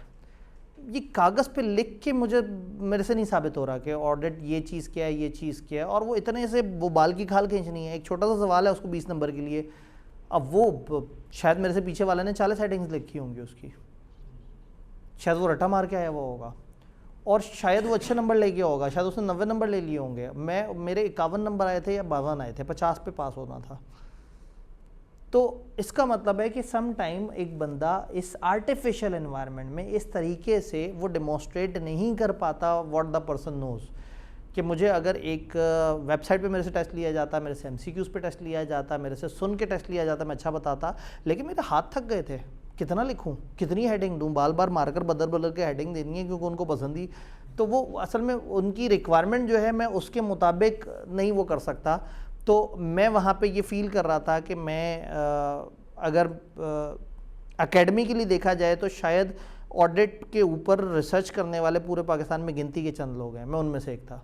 और मैं ऑडिट में डर रहा था कि मैं फ़ेल हो जाऊंगा यूनिवर्सिटी में, क्योंकि मैं उस पैटर्न पे नहीं था। तो सम टाइम्स मतलब, और उस दिन मुझे वाकई ही समझ आया कि हमारे पाकिस्तानी सिस्टम का मसला क्या है, कि एक बंदा जो कि उसकी कोर स्किल रख के बैठा हुआ है वो शायद फ़ेल हो जाए। इसका मतलब है वो टेस्टिंग डिज़ाइन इस तरह से की गई है कि रट्टे वालों को प्रमोट किया जा रहा है, फूल बूटे बनाने वालों को प्रमोट किया जा रहा है, मार्कर ज़्यादा इस्तेमाल करने वाले को प्रमोट किया जा रहा है। अब वो एग्जामिनर को नहीं समझ आएगा कि इन 100 लोगों में से एक बड़ा वो बंदा भी था जिसको ऑडिट के स्टैंडर्ड्स का पता है, और उनमें से किसी को स्टैंडर्ड का नाम भी नहीं पता होगा आगे पीछे वाले, और वो ले गए होंगे 80-85 नंबर। तो समटाइम ये एक बड़ा प्रॉब्लम होता है कि आप जो है वो सही से वो नहीं कर पाते। कई दफ़ा एक्सपेंसिव है एडमिनिस्टर करना, टेस्ट बनाना, लोगों को लेके आना, फिर उनको एक जगह पे बिठाना, उसको देखना, फिर लोगों के झगड़े कि मैंने टेस्ट जमा कराया था आप तक नहीं पहुंचा, फिर वो बार बार पूछेंगे, उनकी एक्सपेक्टेशन डेवलप हो जाती है टेस्ट देते ही कि मैं तो तूफ़ान में जा के आया हूँ, मुझे तो सिलेक्ट होना ही होना है। भाई आप किसी को बुलाए ही ना इंटरव्यू के लिए, वो आपको नहीं तंग करेगा, लेकिन आपने टेस्ट ले लिया है ना, अब उसकी एक एक्सपेक्टेशन डेवलप हो गई कि मुझे अब ये बुलाएंगे, बस अभी बुलाने वाले हैं। वो बार बार HR को कॉल करेगा, जी लिस्ट में मेरा नाम है या नहीं है। तो हर प्रोसेस के अपने फ़ायदे नुकसान है। ग्रुप सिलेक्शन, फ़ायदे नुकसान अब तक तो भूल गए होंगे, क्या थे फ़ायदे? टीम वर्किंग कैपेबिलिटीज़ पता लग जाती हैं। और कम्युनिकेशन स्टाइल, कम्युनिकेशन स्टाइल पता लग जाता है, एक स्ट्रेस में लोगों को कैसे हैंडल कर सकता है, अपनी टीम से कैसे रब्ता करेगा, चीज़ों को कैसे लेके चलेगा, ये पता लग जाता है। तो एक पर्सन को डिफरेंट रोल पे टेस्ट कर सकते पर्सन को डिफरेंट अलग अलग रोल्स में टेस्ट कर सकते हैं। और लिमिटेशंस क्या हैं इसकी? बेस्ट सूटेड पर्सन असेस नहीं होगा। शायद बेस्ट सूटेड पर्सन असेस नहीं होगा। थोड़े पहले जैसे आप लोगों ने कहा कि हो सकता है उसको रोल गलत मिल गया हो सकता है वो उस तरह से बिहेव ना कर सके, हो सकता है उसके टीम मेंबर्स इतने थके हुए हों कि वो एक अच्छा आदमी भी खुल के एक्सप्रेसली सामने ना आ सके। तो किताब में इसकी डिस्कशन है। अपॉर्चुनिटी दे देते हैं कैंडिडेट्स को कंपेयर करने के लिए, इससे कैंडिडेट्स को वर्क रिलेटेड सिनेरियो में असेस किया जा सकता है। वीकनेस क्या है? एक्सपेंसिव टू एडमिनिस्टर है, टाइम कंज्यूमिंग है। अब आपके सारे लोग एचआर के बैठे हुए हैं और उन लोगों के करतब देख रहे हैं, ठीक है, जिन लोगों से आपने अलग अलग इंटरव्यूज़ भी किए हुए हैं। अब आप मतलब जाहिर है एक टाइम भी तो एक लिमिटेशन है। हमने तो बैठ के कह दिया इंटरव्यू ले लिया जाएगा, एचआर इतना वेला थोड़ी है। इंटरव्यूज़ अगर होने हैं तो ये एक बड़ी लंबी चौड़ी एक्टिविटी है, और अगर बड़े लंबे चौड़े इंटरव्यूज़ हैं और 100 लोगों से इंटरव्यू करना है तो 4 दिनों के ऊपर भी प्रोसेस स्प्रेड हुआ होगा, और वो वज़ार हुए होंगे, उनको बीच में मौका नहीं मिलेगा। एक कैंडिडेट जाएगा, एक कैंडिडेट से दूसरे कैंडिडेट में गैप देंगे तो बाहर वाला ही बार बार कह रहा होगा सर अगले बंदे को भेजूँ। आप कहेंगे यार चाय तो पीने दो, थोड़ा कुछ खाने तो दो, सुबह से कुछ नहीं खाया। तो आवाज़ारी भी बहुत ज़्यादा है। और फिर जब इतना आवाज़ार हो जाएगा एक बंदा, तो वो जब 6 घंटे के इंटरव्यू के बाद अगला इंटरव्यू ले रहा होगा तो बस ऐसे करके बैठा हुआ होगा, हाँ क्या करते हैं, tell us about something about yourself, good, okay. वो मतलब कुछ लिख रहा होगा, कुछ नहीं लिख रहा होगा। तो जो सुबह सुबह टेस्ट दे गए उनकी, तो ये होता था फर्म में, जो सुबह सुबह बच्चे इंटरव्यू देने आते हैं जनाब 45 मिनट का, जनाब 40 मिनट का इंटरव्यू। एंड वालों से हाँ जी क्या नाम है, क्या करते हो, अच्छा ये वो, चलो ठीक है जी साइड पे। 5 मिनट में बंदा आया और साइड पे हुआ। तो बहरहाल मसलो मसाइल इस सारे प्रोसेस के। जी जो जज कर रहा है उसके पास वो एक्सपर्टीज है, शायद जज जो कर रहा है उसके पास ही वो एक्सपर्टीज़ ना हो, शायद वही बहुत अच्छे तरीके से ना समझ सकता हो। आप जो है वो एक टीवी के अदाकार को, बड़े अच्छे अदाकार को एक जगह बिठा देते हैं जज बना के कि जी ये सिंगिंग कंपटीशन है, ज़रा बताओ किसने अच्छा। अब वो आप कहते हैं जी वो आवाज़ के उतार और चढ़ाव में तुम्हारे वो रमूज़ नहीं नज़र आया, और वो मतलब उसको खुद नहीं पता उस एक्टर को, वो खुद भी बस एक सिर्फ सुनने वाला है ना। अगर आप एक सिंगर को, एक पुराने सिंगर को बिठाओ तो शायद समझ आ जाए। तो कभी कभी जज इतना अच्छा नहीं होता। सिलेक्शन डिसीजन में इन्वॉल्वमेंट किस किस की होनी चाहिए, ये बात अब किताब रिपीट कर रही है, हमने शुरू में भी बात की थी। कौन कौन इन्वॉल्व होना चाहिए? ये अब सिलेक्शन का वक्त आ गया। रिक्रूटमेंट तो था ना कि भाई जॉब एनालिसिस करके कोई दे, जॉब डिस्क्रिप्शन दे दे, पर्सन स्पेसिफिकेशन दे दे, हम वो सारे फेज से गुजर चुके हैं। अब अगला फेज आ गया कि सिलेक्शन में ये इंटरव्यू और टेस्टिंग के प्रोसेस में कौन कौन इन्वॉल्व होना चाहिए? Relevant head of the department involve होना चाहिए, जिसको अपने डिपार्टमेंट के बंदा चाहिए। एचआर के अपने बंदे, ताकि वो अपनी एचआर की पॉलिसीज़ और उनको भी देख लें। ऐसा ना हो कि रेलेवेंट डिपार्टमेंट मैनेजर को एक बंदा पसंद आ गया और एचआर की पॉलिसीज़ पे पूरा नहीं उतर रहा, तो एचआर के लोग भी होने चाहिए। पोस्चर जेस्चर, और उसके लिए अगर आप एक साइकोलॉजिस्ट को साथ बिठा दें, कोई ऐसा बंदा जो कि सिर्फ ऑब्जर्व ये करता रहे, तो इस सारे प्रोसेस में इन्वॉल्व हो। तो किताब ही कहती है कि जो सिलेक्शन डिसीजन जो है ना, वो या तो मैनेजर जिसकी अथॉरिटी होती है जहाँ पे वैकेंसी है वो फाइनल कर रहा होता है, या एचआर डिपार्टमेंट वाले करते हैं, या कई दफ़ा एक कमेटी बना देते हैं जिसमें लाइन मैनेजमेंट, एचआर के एक्सपर्ट इकट्ठे होते हैं और वो हर कैंडिडेट के प्लस माइनस के साथ बैठ के फिर फाइनल डिसीजन लेते हैं कि अच्छा भाई अब आपको क्या लगता है कि होना चाहिए या नहीं, और वो एक कमेटी एक फ़ैसला दे देती है। कोई स्पेसिफिक रूल्स नहीं है, लेकिन अगर वैकेंसी एक लो लेवल जॉब के लिए है तो शायद एक बड़े लिमिटेड से प्रोस्पेक्ट्स हैं, तो फिर तो जो मैनेजर जो जिसके अंडर आना है हम उसी से कहेंगे यार तुमने एक ऑफिस बॉय रखना है, तुम बताओ जैसा भी बंदा चाहिए। अब उसमें क्या एचआर को इन्वॉल्व करना और किस तरह से। अगर सक्सेसफुल कैंडिडेट्स का एक गुड कैरियर डेवलपमेंट अपॉर्चुनिटी है तो एचआर डिपार्टमेंट को इन्वॉल्व होना चाहिए, उसे बताए कि हमारे यहाँ ये प्रॉस्पेक्ट्स हैं, ये बेनिफिट हैं, आप इस तरह से ग्रो कर सकते हो, आप इस तरह से अपने आप को ग्रूम कर सकते हो। यहाँ पर एक्सटर्नल एक्सपर्ट्स भी आ सकते हैं, उनसे सिलेक्शन एडवाइस भी ली जा सकती है। फॉर एग्जांपल हमारे इदारे में सीएफओ की जगह खाली हुई है। अब सीएफओ अगर हमने रखना है तो सीएफओ वो जिसकी अकाउंटिंग पे कमांड हो, और सीएफओ हमारे इदारे का सबसे बड़ा अकाउंटेंट होगा। अब इस प्रोपोज्ड अकाउंटेंट को जज करने के लिए हमारे पास कोई ऐसा अकाउंटेंट ही नहीं है जो जिसको वो करें। तो शायद हम किसी ऑडिट फर्म से कहें यार एक काम करो, आप हमसे पैसे ले लो, हमें सीएफओ सेलेक्ट करना है, हम इश्तिहार दे रहे हैं, को 20 के करीब लोग हम शॉर्टलिस्ट करके आपको देंगे, आपने उन 20 में से 3 बंदे हमें शॉर्टलिस्ट करके दे देने हैं। हम उन 3 से अपनी तरह से एक दफ़ा मिलेंगे और उनमें से किसी, आपने उन 20 लोगों की अकाउंटिंग कैपेबिलिटीज़ को टेस्ट करना है, हम उनके बिहेवियर वगैरह पे बात करेंगे। ये बायस टू, अब वो जब फर्म इन्वॉल्व हो गई तो फर्म के अपने फिर एथिक्स इन्वॉल्व होंगे, थ्रेट्स इन्वॉल्व हो जाएंगे। फर्म ने रिकमेंड करना है कि जी इन 20 में से कौन सा अच्छा, तो वो फर्म का ही कोई सीनियर जो पहले वहाँ से फारिग होके गया है, जो इनके साथ पहले जॉब इंचार्ज हुआ करता था, वो बंदा। इसलिए फिर क्या होता है, इसमें एक सेफगार्ड बताया जाता है कि नंबर 1 फर्म एक बंदे को रिकमेंड नहीं करेगी, एक से ज़्यादा बंदों को रिकमेंड करेगी। फिर वो रिकमेंड नहीं करेगी, वो शॉर्टलिस्ट करेगी, और फिर वो शॉर्टलिस्ट करके वो एट्रीब्यूट्स बताएगी जिस एट्रीब्यूट की बेस पे उसने शॉर्टलिस्ट किया है। और फाइनल डिसीजन फर्म नहीं लेगी, मैनेजमेंट डिसीजन जो है वो होगा उन एचआर या उन लोगों के हाथों में जो उसके ऊपर बात कर रहे होंगे। तो स्टिल ज़ीरो नहीं होता थ्रेट, लेकिन थ्रेट को आप किसी हद तक मिटिगेट कर सकते हैं। तो आप एक्सपर्ट्स को इन्वॉल्व कर सकते हैं, जैसे मैंने कहा ना कि आप फिर फर्म को बुला लें कि भाई तुम लोग अकाउंटिंग के सवाल पूछो, हमें नहीं पता ये क्या चीज़ है।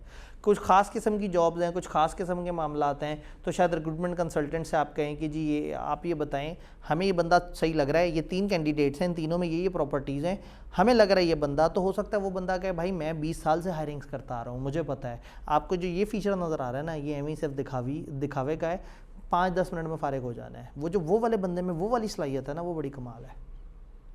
तो अगेन ये डिपेंडिंग अपॉन हम पढ़ रहे हैं किसी भी जगह, यानी कि हम किसी एक छोटे बड़े इदारे की बात नहीं कर रहे, हम एनी बिजनेस में समझ रहे हैं कि रिक्रूटमेंट का प्रोसेस किस तरह से। अच्छी सिलेक्शन की इंपॉर्टेंस क्या है? अच्छी सिलेक्शन से क्या होगा?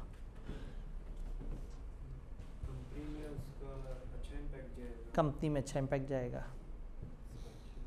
वो किसी ऑब्जेक्टिव के लिए हम उसको hire करें। जिस ऑब्जेक्टिव के लिए हायर कर रहे हैं वो ऑब्जेक्टिव मीट हो जाएगा अच्छी सिलेक्शन से। सही कैंडिडेट सही काम के लिए सिलेक्ट हो जाएगा। और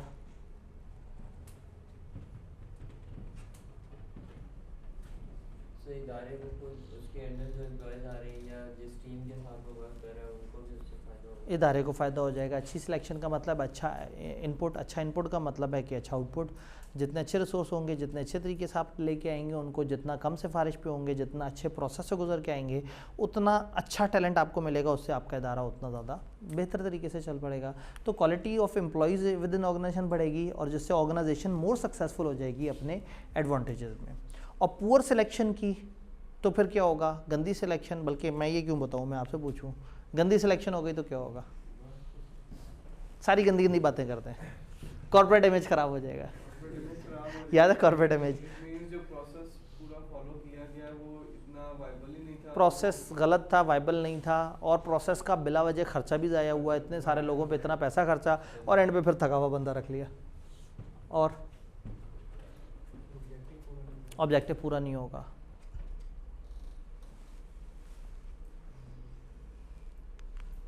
ये तो कॉस्ट लगी और दोबारा फिर एक कॉस्ट फिर से करना पड़ेगा, दोबारा से सारा प्रोसेस करना पड़ेगा क्योंकि बंदा अच्छा नहीं आया, और अच्छा ख़राब बंदा आएगा, चीज़ें ख़राब करेगा, आपको बड़ा नुकसान देगा।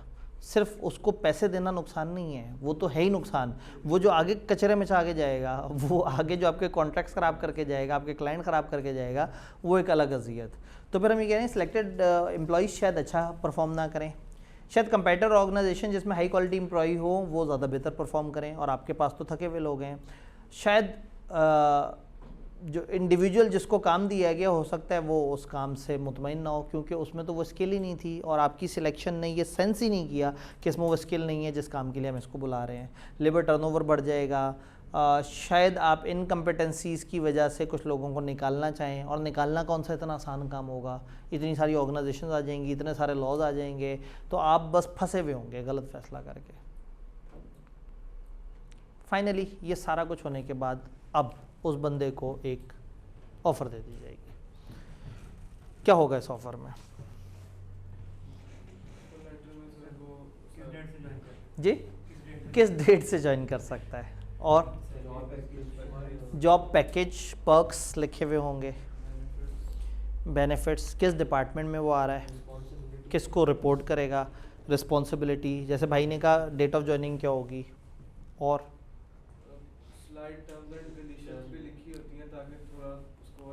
कुछ मोटी मोटी टर्म्स एंड कंडीशन कि आप कम से कम 3 महीने का नोटिस इन एडवांस देंगे अगर आपने जाना होगा। इदारा हर साल आपको इंक्रीमेंट दे रहा होगा, आपके इसमें को प्रोविडेंट फंड एंड फलाना फलाना चीज़ें होंगी।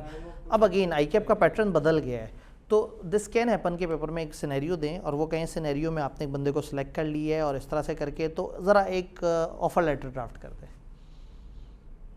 तो अब एग्जामिनर ना आहिस्ता आहिस्ता बहुत ही प्रैक्टिकल होता जा रहा है।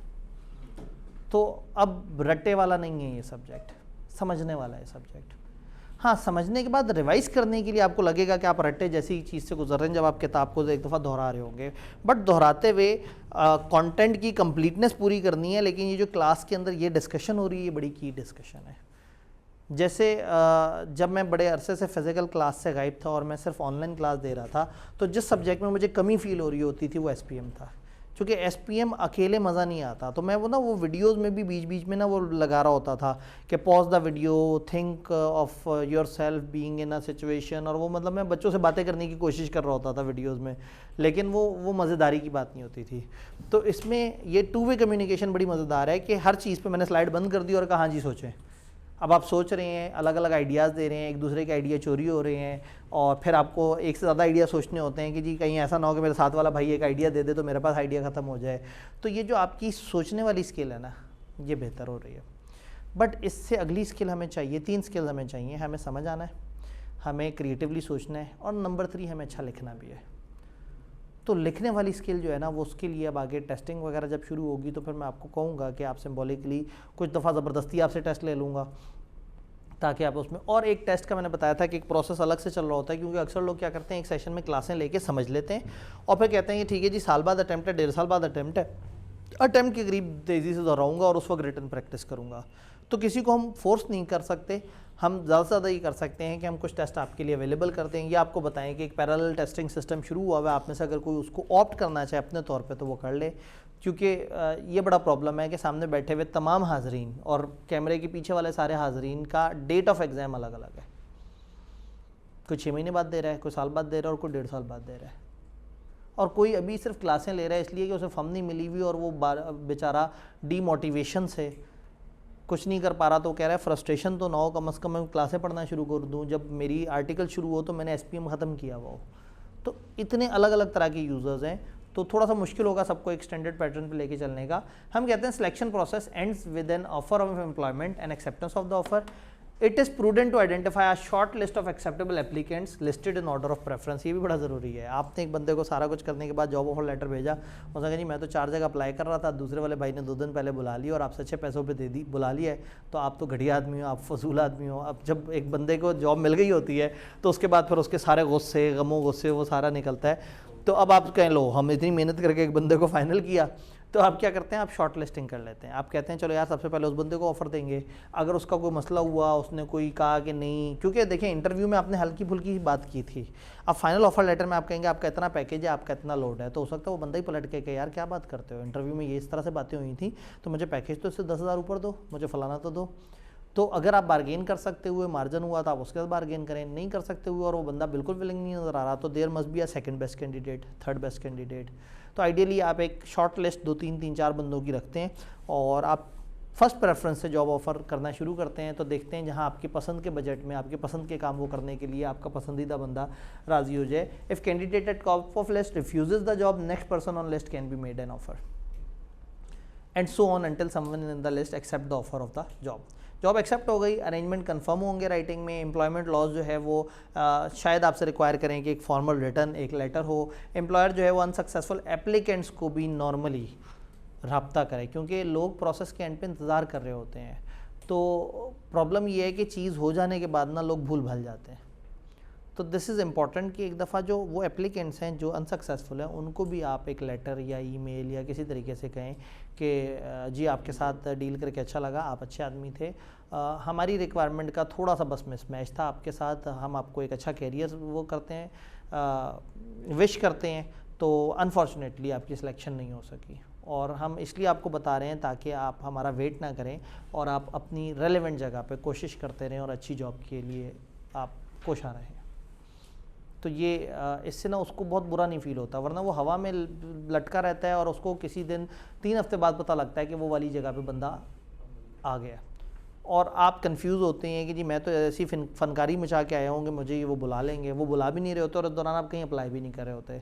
तो good ethical employers should ideally inform unsuccessful one के नहीं भाई सॉरी आपकी वो नहीं हो सका, लेकिन इन्फॉर्म करते हुए थोड़ा सा यू एटीट्यूड कंसिडरेट और इस तरह से ज़रूर करना है। अच्छा सर, नॉर्मली ये इस तरह की ईमेल्स ना चेंज में कर रही होती हैं जहाँ पे आपको इंटरव्यू का टाइम आया होता है, हाँ वो तो वापस एक जवाब आ रहा है, ऐसा लगता है अरे अच्छा यार मेरी से सिलेक्शन हो गई, अरे हम ऐसे ही बोल दिया ना पता नहीं। हाँ ये बिल्कुल सही कह रहे हैं, एक ही थ्रेड चल रहा होता है, एक ईमेल वही, उसके बाद वहीं उन्होंने कहा कि आप अपने ये चीज़ें भेज दें, फिर ये हुआ अच्छा ये अब आपका इस तरह से इंटरव्यू, अब आपका टेस्ट है, वो सारा कुछ चला आ रहा है और उसका कैप्शन होता है ऑफर ऑफ एम्प्लॉयमेंट या इस तरह से करके ना। तो वो अच्छा ये जीमेल का ये पॉइंट है कि आप कोई भी उस थ्रेड में नीचे उसी के रिप्लाई में कुछ भेजें तो आपको टाइटल वही दिखाता है। जैसे वो कई दफ़ा मैं एक ईमेल देखता हूँ, question about a person making offer and acceptance, तो उसे ओपन करता हूँ तो पता लगता है कि ये सवाल तो बच्चे ने 2 साल पहले पूछा था और उसके बाद से वो दोबारा जो है ना वो अपने पास सर्च करता है आतिफ आब्दी साहब, तो उसको एक मेल नज़र आती है, उस मेल के रिप्लाई में जवाब करता है, तो वो इस वक्त वो पूछ रहा है कि सर फलाना फर्म में मेरी ज्वाइनिंग हो रही है और वो फर्म वाले इस तरह से कह रहे हैं, जबकि सवाल क्या लिखा हुआ था, ऑफ़र और एक्सेप्टेंस की जो शराइत हैं उनके ऊपर सर आपसे थोड़ी सी गाइडेंस चाहिए। तो ये प्रॉब्लम होता है। तो भाई ने बिल्कुल सही कहा कि ऊपर कैप्शन में आ रहा होगा कि वो एक अपॉर्चुनिटी, एन एक्सीलेंट अपॉर्चुनिटी और फलाना, और आप इस टाइम पे उनके साथ बातचीत में भी हैं और अचानक से सुबह आप उठे, इनबॉक्स 1 एक्सीलेंट अपॉर्चुनिटी, आप फ़ौरन से कि चलो अब मैं मिठाई कहाँ से लेके आऊँगा, अच्छा क्या होगा, वो पिछले वाले वो माजू का कर्जा अदा कर दूँगा, फलाना ये मसले हल हो गए। उसे खोला तो वो पता लगा जी वो सॉरी आप अच्छे आदमी थे लेकिन हमें थोड़े से ज़्यादा अच्छे आदमी मिल गए। तो इसलिए ना ये बताना भी ज़रूरी है, लेकिन ये बताने से दिल भी टूटता है, और ना बताना ज़्यादा बुरा है। तो बताना भी तकलीफ़ देता है और ना बताना ज़्यादा तकलीफ़ देता है, तो बता के तकलीफ़ दे दें लेकिन इज़्ज़त से तकलीफ़ दे दें। जी सर एक बात भी है, हाँ, मतलब ये भी हो सकता है कि आप बता दें कि हमारा प्रोसेस इस वक्त तक कंप्लीट होगा, तो अगर आपको यहाँ तक हमारा जवाब नहीं आया तो समझ लीजिएगा कि हम किसी और के साथ। सर नॉर्मली भी ये है कि मैं इतने सालों से जॉब करके मैंने यही असेस किया है कि आपको वेट नहीं करना चाहिए। नहीं करना चाहिए असल में। मैक्सिमम अगर आप समझते भी हैं कि मैं जा रहा हूँ और मैं इन हो रहा हूँ या मुझे लगता है कि हो जाऊँगा, उसका आप हफ्ता 10 दिन 15 दिन से ज़्यादा वेट ना हाँ। कीजिए, वरना प्रॉब्लम आती है। वरना बंदा अपने आप को ब्लॉक कर रहा होगा, कोई अच्छी अपॉर्चुनिटी मिस कर देगा। हाँ, आपके पास एक दूसरी अपॉर्चुनिटी है और ये ऑफर लेटर लेके आते हैं तो आप ज़रा ज़्यादा कॉन्फिडेंट हो जाते हैं कि भाई आप मुझे 80,000 कह रहे हो, मुझे मार्केट लाख रुपए वो कह रही है, चलो आप मुझे अच्छे लगे हो, कोई 90,000 की बात करो तो समझ भी आती है। मैं मतलब क्या, लेकिन हाथ में कोई ऑफ़र ही नहीं कोई दूसरी, या हाथ में आपके पास। और कई दफ़ा क्या होता है, एक बंदा सिर्फ ऑफ़र लेटर पकड़ के और फिर अपने पुराने एम्प्लॉयर के पास जाके उसको कहता है कि जी ये फ़लाना कंपनी से ये ऑफ़र लेटर आया हुआ है, तो आप बताएं। तो अपने वाले ही भाई जो है उनसे रेट बढ़वा के, और वो उस ऑफ़र का मकसद सिर्फ एक बारगेन होता है। वैसे जाके बारगेन करे तो अपनों को तो कोई पसंद ही नहीं करता, लेकिन जब उसे बताता है कि जी मार्केट मुझे इतने नोटू दे रही है, तो फिर अपना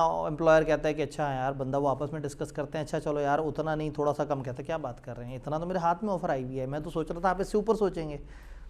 तो वो एक मतलब ये ऑफ़र लेटर कई दफ़ा एम्प्लॉय वाली साइड पे भी ना ये एक सिर्फ बारगेन का टूल होता है कि कहीं से वो एक लेटर ले आता है, एक रजिस्टर्ड लेटर, जिसमें होता है कि हाँ भाई बड़ा साफ क्लियर कट लिखा है कि आपको इतने रुपए देंगे, इतना प्रोविडेंट फंड होगा, तो उससे आप अपनी एग्जिस्टिंग ही जगह अपने आप को थोड़ा सा एनरिच कर लेते हैं।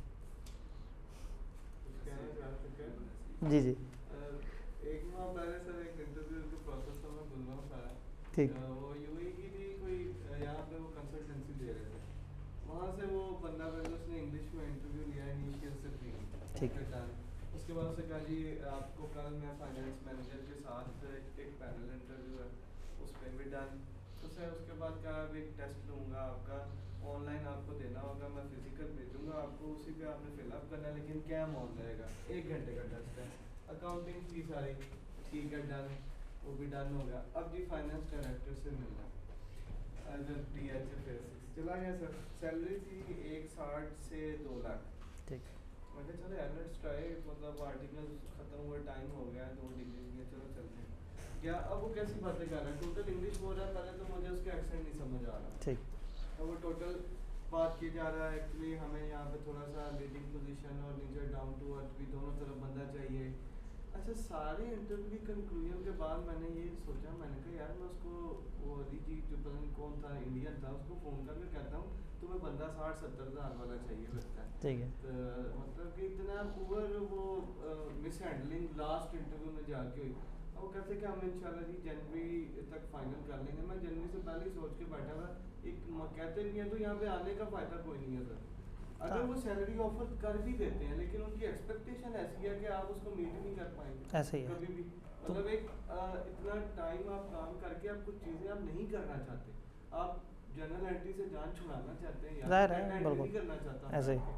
आप मुझे चाहे 1.5 लाख दे दें, मैं डाटा एंट्री करने में आप मुझे फंसा देंगे तो मेरी तो स्किल ज़ाया हो जाएगी। हाँ, और लो ग्रेडेड सा फील होता है कि बंदा जो है वो थोड़ा सा मैनेजरियल कैपेसिटी में आए, सपोर्ट हैंड बने, उनको उनके प्रोजेक्ट्स में आगे बढ़ के वो करे, उनके हिस्से की डिसीजन मेकिंग करके दे। मिस हैंडलिंग्स भी मतलब इतना हाई प्रोफाइल पर्सन इस तरह की मिस हैंडलिंग करके और पिछले सारे प्रोसेस की वाट लगा दी है। ऐसी अब वो वही बात है कि चीज़ें डिवाइड हुई हुई होती हैं ना। तो छोटे इदारे में क्या होता है, एक हेड है, हेड के नीचे एक प्रोसेस चल रहा है, वो उस प्रोसेस को मॉनिटर कर रहा होता है। बड़े इदारे में क्या होता है, हेड ऑफिस में, उसके नीचे को 15 डिपार्टमेंट है, हर डिपार्टमेंट अपना अपना काम कर रहा है, तो अपने अपने टिक लगा के सब कुछ सही कर रहे होते हैं। और एक भी बीच में डिपार्टमेंट ने मिस हैंडल किया, अब उसको नहीं पता होता कि इस मेरी मिस हैंडलिंग से क्या नुकसान होगा इदारे को या ऑर्गेनाइजेशन को। तो ये डिपार्टमेंटलाइजेशन की वजह से ये प्रॉब्लम आता है कि इदारा इनह्यूमन हो जाता है। वो उसमें वो ह्यूमन एलिमेंट नहीं होता, वो बस एक मशीन बनी हुई होती है जो बस अपने अपने हिस्से का काम कर रहे होते हैं। तो बहरहाल ये एक खूबसूरत सा चैप्टर था, जिस चैप्टर के शुरू वाली चीज़ें हमारी रहती हैं, चूँकि उसमें कैफ वाली चीज़ें हैं जो हमने ये तय किया था कि हम बीच बीच में जब जब थोड़ा थोड़ा सा मौका मिलेगा हम उसको रिकैप करेंगे।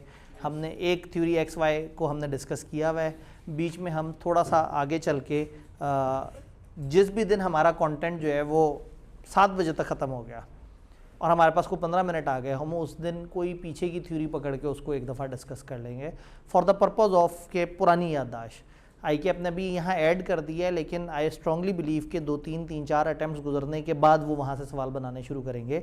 अभी उनका मकसद सिर्फ ये है कि आपको एक प्रोसेस थोड़ा सा रिकैप हो जाए। और चूँकि उन्होंने BMBS ख़त्म कर दिया है तो उन्हें दुख ये है कि पहले लोग बेस बना के आते थे और अब जो लोग नए आएंगे उनके पास वो बेस नहीं होगी उन कॉन्सेप्ट्स की।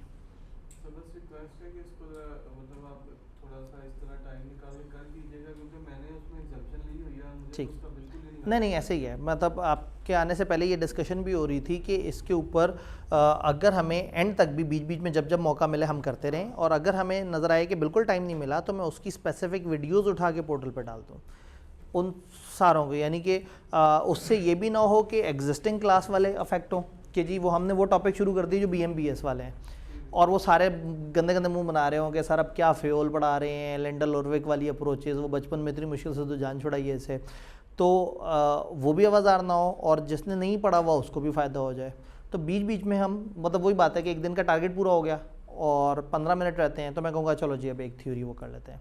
और अगर एंड तक कुछ मिस हो गया तो उससे रिलेटेड जो मिस हुआ है वो वीडियोस की फॉर्म में मैं पोर्टल पर डाल दूं या उसमें ग्रुप में छोटी छोटी वीडियो शेयर कर दूं।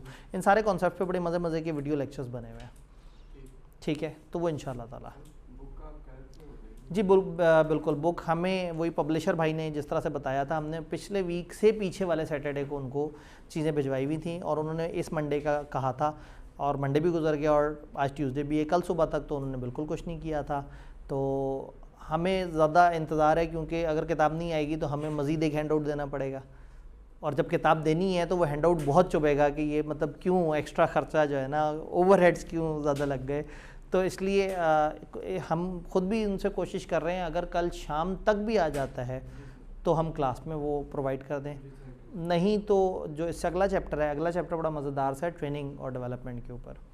ये जो हमने ये चैप्टर पढ़ा है ना, ये किताब के बड़े तरीन चैप्टर्स में से एक है। शायद अगर मैं काउंट करूं तो 1 से लेके अगर मैं आगे चलूं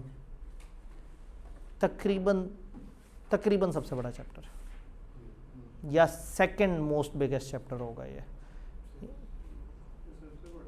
जी, सबसे बड़ा चैप्टर 27 पेजेस। हाँ, और 10 तो एक पूरा यूनिट है ना, वो तो 15 से 20 नंबर का एक पूरा यूनिट है। तो हमने जो है वो सबसे बड़े वाले चैप्टर, और अभी भी ये पूरा नहीं ख़त्म हुआ क्योंकि पीछे इसके वो वाले कचरे मचरे इकट्ठे हुए हुए हैं, तो उसको भी हम लोगों ने कवर करना है। जी बिल्कुल अपलोडेड है। अगर आप उसमें एडमिशन लिया है तो वो जो पोर्टल है, पोर्टल में वहाँ पे ओरिएंटेशन मौजूद है। पोर्टल के अलावा हम लोगों ने जो यूट्यूब वगैरह है और जो फेसबुक पेज है उसके ऊपर भी डाली हुई है। या आपने फ्रंट ऑफिस से कहना है वो आपको दिखा देंगे कि ओरिएंटेशन किधर से अवेलेबल है, तो वो ज़रूर देखें। और आज से क्लास को ज्वाइन कर लिया तो जो मिस हो गया उसको बाद में कभी रिकवर करें, बस क्लास के साथ चल पड़े। SPM का ये फ़ायदा ये है कि तकरीबन हर चैप्टर डिस्कनेक्टेड है। जब स्ट्रेटजी शुरू होगी तो उसके अंदर एक कहानी है, लेकिन बाकी चैप्टर्स काफ़ी हद तक डिस्कनेक्टेड है। ठीक है जी, इंशाल्लाह ताला मिलते हैं कल ट्रेनिंग एंड डेवलपमेंट के ऊपर डिस्कशन करने के लिए।